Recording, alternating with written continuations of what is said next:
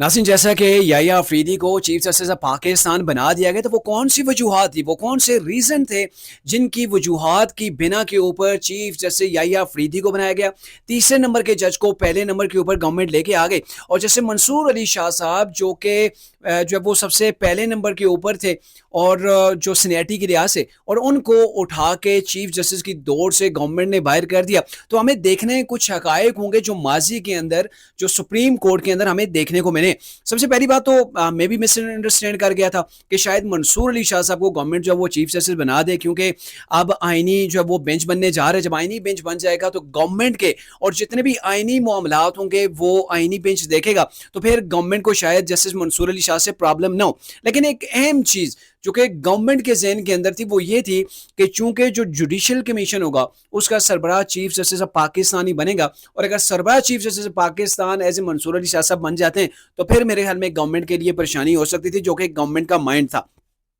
अब आप देखें कि जब से काजी फाइज साहब आए हैं, तो काजी फाइज साहब के आने के बाद सुप्रीम कोर्ट के अंदर कम से कम पार्लियामेंट को इज्जत मिली है, पार्लियामेंट के बनाए गए कानूनों के ऊपर इम्प्लीमेंट हुआ है। लेकिन उससे पहले अगर आप देख लें तो कई बार कानून बदले गए पार्लियामेंट के जरिए से, लेकिन उस वक्त के जो चीफ जस्टिस थे उन्हें उन सब चीज़ों को जो वो बुलडोज करके रख दिया, और जो फैसले थे वो भी नहीं सुनवाए, उनको इल्तवा का जो वो शिकार बना के रख दिया। अब मामला ये है कि जैसे मंसूर अली शाह साहब नो डाउट एक बड़े अच्छे जज थे, लेकिन पिछले 6 महीने से काफ़ी वो कंट्रोवर्शियल उन्होंने अपने आप को कर दिया था। और उसकी बड़ी रीज़न जो देखने को मिला है कि आप कह सकते हैं कि जो तरीक इंसाफ की मखसूस नशिस्तों का केस था, वो चीफ जस्टिस बनने की राह के अंदर उनके लिए मेरे ख्याल में सबसे बड़ी रुकावट रहा। अगर सादा अल्फाज के अंदर कहा जाए तो मखसूस नशिस्तों का जो केस था वो जस्टिस मंसूर अली शाह साहब को खा के रह गया।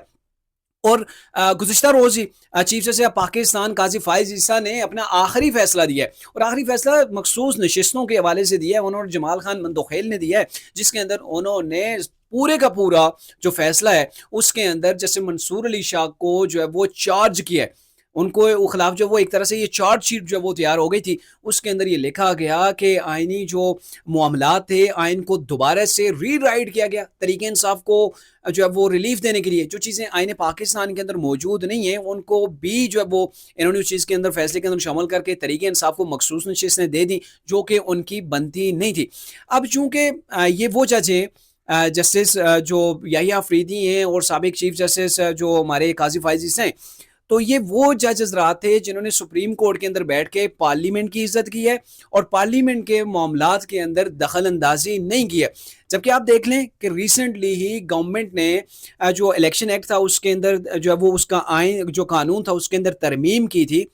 और तरमीम के बाद मखसूस नशिस्तों के हवाले से फैसला जो तब्दील हो गया था। लेकिन उसके बावजूद भी सुप्रीम कोर्ट के अंदर से जब भी पार्लियामेंट का इजलास होने जा रहा था आइनी तरमीम के हवाले से, तो उधर से क्या होता कि सुप्रीम कोर्ट के 8 जजेस जो है वो उसके ऊपर वजाती बयान जो है वो जारी कर देते, वजात जो है वो जारी कर देते, जिससे गवर्नमेंट को बैक फुट के ऊपर जाना पड़ जाता था। और गवर्नमेंट को भी लग रहा था कि जो आइन और तरमीम का जो आइन के अंदर तरमीम होती है या फिर कानून साजी है वो पार्लियामेंट का काम है, जबकि उसके ऊपर सुप्रीम कोर्ट के अंदर इम्प्लीमेंट नहीं किया जा रहा। तो जैसे मंसूर अली शाह के वाले से ये भी चीज़ गवर्नमेंट के जहन के अंदर थी कि वो आइन जो हम बना रहे हैं, जो कानून साजी हम कर रहे हैं, उसको भी वो नज़रअंदाज कर देते हैं। तो ये चीज़ें जो है वो मेरे ख्याल में जैसे मंसूर अली शाह साहब के रास्ते के अंदर जो है वो रुकावट बनी, और जैसे याहिया अफरीदी को चीफ जस्टिस पाकिस्तान बनाया गया, और माजी के अंदर याहिया अफरीदी के साथ बड़ी ज्यादती भी हुई है।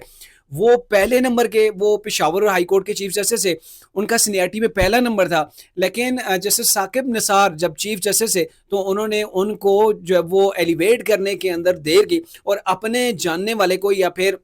जस्टिस मुनीब अख्तर को जो उनके हम ख्याल जज थे उनको सुप्रीम कोर्ट के अंदर पहले एलिवेट किया ताकि उनका पहला चीफ जस्टिस वो बन सकें, और याहिया अफरीदी को उस वक्त जो है वो नज़रअंदाज किया गया था।